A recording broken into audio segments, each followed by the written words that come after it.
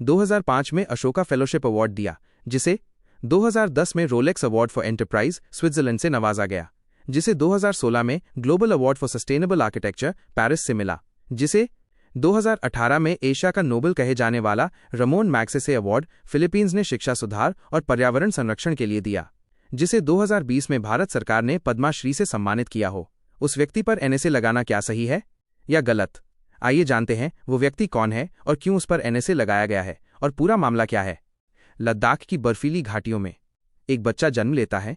उसका नाम था सोनम वांगचुक, एक ऐसा लड़का जो 9 साल बाद स्कूल जाना शुरू किया, जिसने बचपन में किताबों की भाषा समझी नहीं लेकिन प्रकृति की भाषा को पढ़ लिया। एक ऐसा इंसान जिसने अपनी जिंदगी इस धरती, इस पानी, इस बर्फ और इस पहाड़ के नाम कर दी।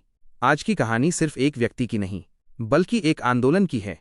सोनम वांगचुक एक नाम जो लद्दाख से निकलकर पूरे भारत और फिर दुनिया में गूंजने लगा।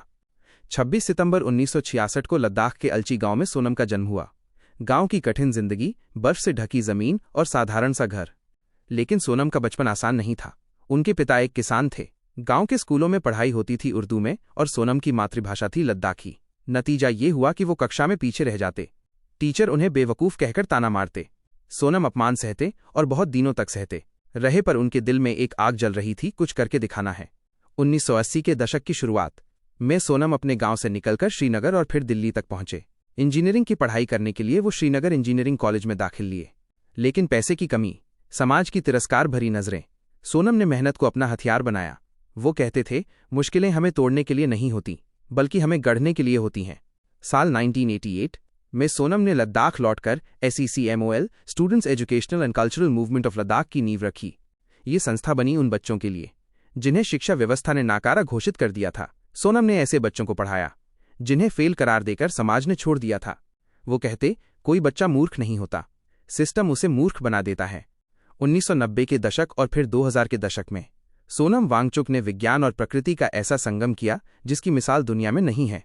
लद्दाख के इस बेटे ने दुनिया को दिखाया कि असली इंजीनियरिंग किताबों से नहीं, जमीन से आती है। लद्दाख के सूखे इलाके में पानी की कमी थी।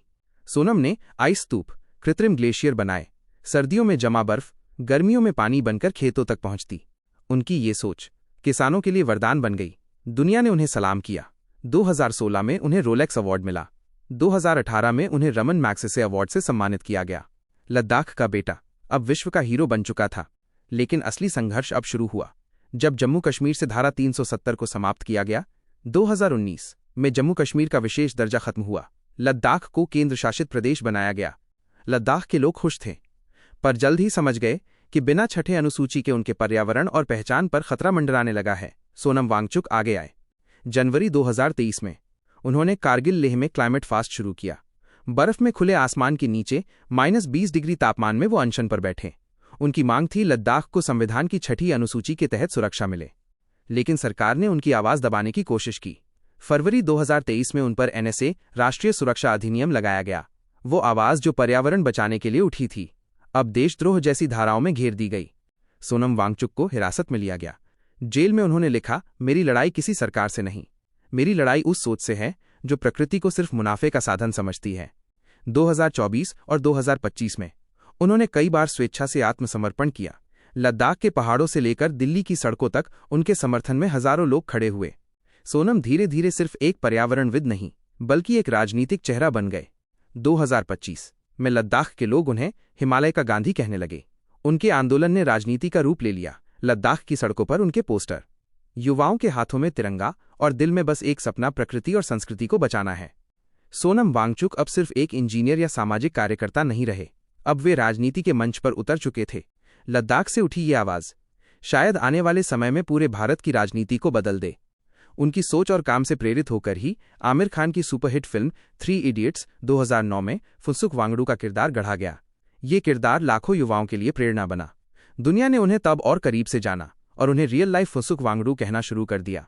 बचपन में नालायक कहे जाने वाला बच्चा आज लाखों लोगों का नायक है, जिन्होंने किताबों से ज्यादा पहाड़ों से सीखा, जिन्होंने अपनी जिंदगी को इंसानों और प्रकृति के नाम कर दिया। सोनम वांगचुक, एक नाम जो हमें याद दिलाता है सच्चा विकास वही है जो प्रकृति के साथ हो, न कि उसके खिलाफ। ये कहानी है उस इंसान की जो जेल में भी मुस्कुराता रहा, क्योंकि उसे भरोसा था सच की लड़ाई कभी हारती नहीं।